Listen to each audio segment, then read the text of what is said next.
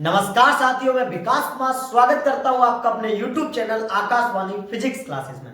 तो दोस्तों, आज का हमारा टॉपिक रहने वाला है त्रिकोणमिति।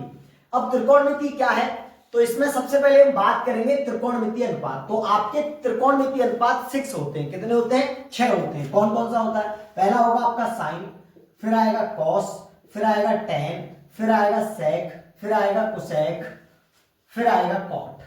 तो ये आपके कितने हो गए? 6 हो गए। साइन, कॉस, टेन, सेक, कोसेक और कॉट। ठीक है, 1 2 3 4 5 6। बात क्लियर है? अब इसमें आपस में संबंध भी होते हैं। यानी अगर आपसे कोई पूछे कि साइन थीटा की वैल्यू क्या होती है, तो साइन थीटा इक्वल टू होता क्या है, तो आप बताएंगे 1/कोसेक थीटा। 1/कोसेक थीटा, यानी ये इसका व्युत्क्रम होता है। क्या होता है? व्युत्क्रम होता है। बात क्लियर है? अगर आपसे कोई पूछे कि भाई साहब साइन थीटा की आपका वैल्यू हो गया 1/कोसेक थीटा, तो कोसेक थीटा इक्वल टू क्या होगा? उल्टा कर देंगे, कोसेक थीटा इक्वल टू 1/साइन थीटा। यही हम बात करेंगे किसकी? हम बात करेंगे कॉस की। तो कॉस इक्वल टू होता है आपका 1/सेक थीटा। 1/सेक थीटा। तो यहां आगे इसकी बात करेंगे, इसका जस्ट अपोजिट क्या हो जाएगा? सेक थीटा इक्वल टू 1/कॉस थीटा। 1/कॉस थीटा। अब किसका संबंध देखेंगे? अब हम देखेंगे टेन का। किसका देखेंगे? टेन का। तो टेन के हम दो फॉर्मूले पढ़ेंगे, 4 5। टेन थीटा इक्वल टू एक होगा आपका sine theta upon cos theta. बात क्लियर है?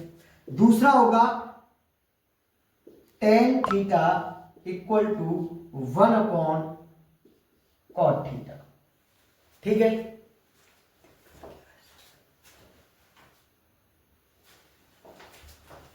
हाँ जी, टेन थीटा इक्वल टू 1/कॉट थीटा। अच्छा, अब इसका कॉट थीटा के बारे में पढ़ेंगे। तो cot theta equal to cos theta upon sine theta, या कॉट थीटा इक्वल टू 1/टेन थीटा। ये तो आपस में इसके क्या हो गए? संबंध हो गए, रिलेशन हो गए आपस में कि साइन थीटा इक्वल टू 1/कोसेक थीटा होता है, कोसेक थीटा इक्वल टू 1/साइन थीटा होता है, कॉस थीटा इक्वल टू 1/सेक थीटा होता है, सेक थीटा इक्वल टू 1/कॉस थीटा होता है, tan theta equal to sine theta upon cos theta भी होता है, टेन थीटा इक्वल टू 1/कॉट थीटा होता है, या cot theta equal to cos theta upon sine theta होता है, या कॉट थीटा इक्वल टू 1/टेन थीटा होता है। ये तो इनके बीच में आपस में संबंध है। अब हम बात करेंगे आगे। ठीक है, अब हम बात करेंगे इससे आगे। यहां तक तो हमारी बात क्लियर हो गई। अब हम बात करेंगे इससे आगे की। आगे क्या है? आगे के फॉर्मूले याद रखना। ये आप जानते हैं, ये कौन सा एंगल है, कौन सा ट्रायंगल है? ये आपका समकोण। समकोण त्रिभुज। समकोण त्रिभुज, इसको राइट एंगल ट्रायंगल भी कहते हैं। इसका एक कोण कितना होता है? 90 डिग्री का। इसके जस्ट सामने की जो भुजा होती है उसको बोलते हैं कर्ण, यानी हाइपोटेन्यूस। ये हो गया इसका आधार, और ये हो गया इसका लंब। ठीक है, यहां तक कोई दिक्कत है ना? आधार को हम ए से यहां प्रदर्शित करेंगे, लंब को एल कहेंगे, कर्ण को के कहेंगे। अब यही से एक चीज आपको याद रखनी है, लाल बट्टे कक्का। लाल यानी LAL और कक्का यानी KKA। लाल बट्टे कक्का, हिंदी मीडियम वालों के लिए। अब यहां से लाल बट्टे कक्का का मतलब क्या है? लाल बट्टे कक्का का मतलब है कि अगर भाई साहब साइन पूछा कि साइन थीटा इक्वल टू क्या होता है, इसमें पाइथागोरस प्रमेय भी इसमें पढ़ेंगे, क्या होगा? तो आप बताएंगे लंब बट्टे कर्ण। साइन थीटा इक्वल टू लंब बट्टे कर्ण। Very good. अगर आपसे किसी ने पूछा साइन के बाद क्या आता है? साइन के बाद आता है कॉस। तो कॉस थीटा इक्वल टू क्या होगा? तो कॉस थीटा इक्वल टू, देखो ये दूसरे नंबर वाला क्या आएगा? आधार बट्टे कर्ण। फिर आपसे किसी ने पूछा कि टेन थीटा इक्वल टू क्या आएगा? तो टेन थीटा इक्वल टू आप क्या बताएंगे? लाल बट्टे आधार, यानी लंब बट्टे आधार। यहां तक क्लियर? अब बाद बाकी कितने बच गए? बाद बाकी बच गए आपके 3। तो साइन थीटा का जस्ट अपोजिट कौन होता है? साइन थीटा का जब जस्ट अपोजिट होता है कोसेक थीटा। तो कोसेक थीटा क्या होता है, हमेशा याद रखना साइन का उल्टा होता है। तो साइन लाल बट्टे कट्टा में क्या हो गया, लंब बट्टे कर्ण, तो ये क्या हो जाएगा, ये आपका हो जाएगा कर्ण बट्टे लंब। ऐसे ही कॉस थीटा का उल्टा क्या होता है, सेक थीटा। तो सेक थीटा का क्या हो जाएगा, कर्ण बट्टे आधार, कर्ण बट्टे आधार। ऐसे ही टेन थीटा की जगह कॉट थीटा, तो कॉट थीटा का हो जाएगा आधार बट्टे लंब। यानी ये आपके और कुछ फॉर्मूले हैं। अब हम बात किसकी करेंगे, पाइथागोरस प्रमेय की। पाइथागोरस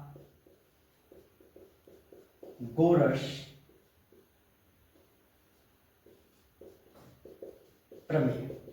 पाइथागोरस प्रमेय क्या होती है, पाइथागोरस प्रमेय कर्ण का स्क्वायर इक्वल टू लंब का स्क्वायर प्लस आधार का स्क्वायर।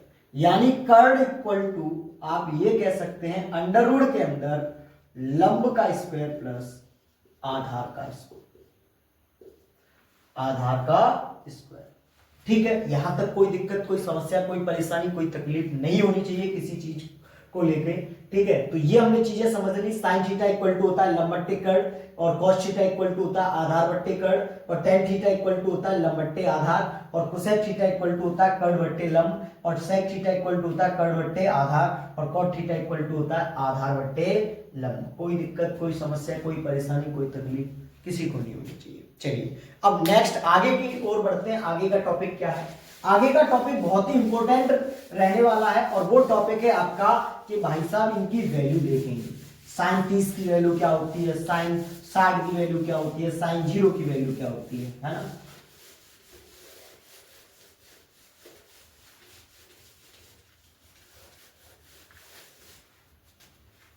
साइड बनाना सीखेंगे।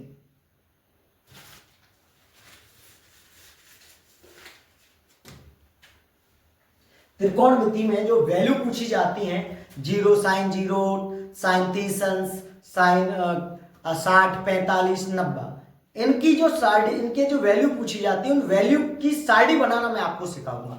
तो आपको सबसे पहले क्या करना है, सबसे पहले 0 से 4 तक काउंटिंग लिखनी है। 0, 1, 2, 3, 4। इतना करने के बाद लास्ट में क्या बच गया, 4। तो 4 से ही इनमें सब में डिवाइड कर दो। तो 0 में 4 से डिवाइड कर दो, यहां भी 4 से डिवाइड कर दो, यहां भी 4 से डिवाइड कर दो, ये भी 4 से डिवाइड कर दो, ये भी 4 से डिवाइड कर दो। जब 4 से डिवाइड करेंगे तो 0 में किसी का भी भाग देते हैं तो वो हमेशा 0 आता है। 1/4 जैसे का तैसा। 2/2 से ये कितनी बार कट गया, 1/2 बार कट गया। 3/4 को जैसे का तैसा लिख दो, ये एक बार। यहां तक किसी को कोई दिक्कत। फिर हम इसका क्या करते हैं, दूसरा नियम इसका आता है। पहला नियम क्या है कि 0 से लेके 4 तक काउंटिंग लिखनी है, फिर इसमें 4 से डिवाइड करना है, फिर क्या करना है कि भाई साहब इसको काट पीट के लिखना है, फिर इसके बाद इसका क्या कर देना, वर्गमूल करना है। क्या करना, वर्गमूल यानी स्क्वायर रूट। स्क्वायर रूट इसका करेंगे, इसका करेंगे, इसका करेंगे, इसका करेंगे और इसका करेंगे। बात क्लियर है। तो 0 का तो 0 ही आएगा, इसका आएगा 1/2, इसका कितना आएगा 1/√2, इसका क्या आएगा √3/2। √3 का तो होता ही नहीं √3, लेकिन पॉइंट होता है, लेकिन पॉइंट में हमें नहीं लिखना। तो 4 का 2, 1 का 1। अब एक बात याद रखनी है, ये यहां तक वैल्यू आ गई, क्लियर है। अब यहां से देखना ये सारणी बनना स्टार्ट है, यहां से सारणी बनना स्टार्ट हो गई, सारणी बनना स्टार्ट हो गई। तो याद रखना ये 0 लिखेंगे या 0 अंश। 0 अंश के बाद यहां आपको लिखना है 30 अंश, ये 45, ये 60, ये 90। कोई दिक्कत। यहां अब स्टार्ट करना, यहां लिखना है आपको साइन, साइन की वैल्यू है ये, ठीक है। और आगे इधर साइन के बाद हमने पढ़ा है, साइन के बाद हमेशा आता है कॉस। तो कॉस की वैल्यू निकालने के लिए बड़ा सिंपल है, क्या है कि भाई साहब इसको पलट के इधर से लिखते चले आओ यहां से। तो यहां लिखना है कॉस, तो पहला यहां लिखना है, दूसरा √3/2 यहां लिखना है, तीसरा ये यहीं आएगा 1/√2, और ये 1/2 इधर आ जाएगा और ये पहुंच जाएगा इधर।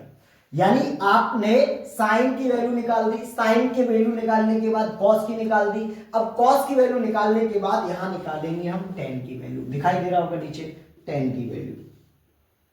अब टेन की वैल्यू में देखो क्या करना है, हमने पढ़ा है अभी अभी आपको पढ़ाया था कि टेन इक्वल टू होता है क्या, sign theta upon cos theta.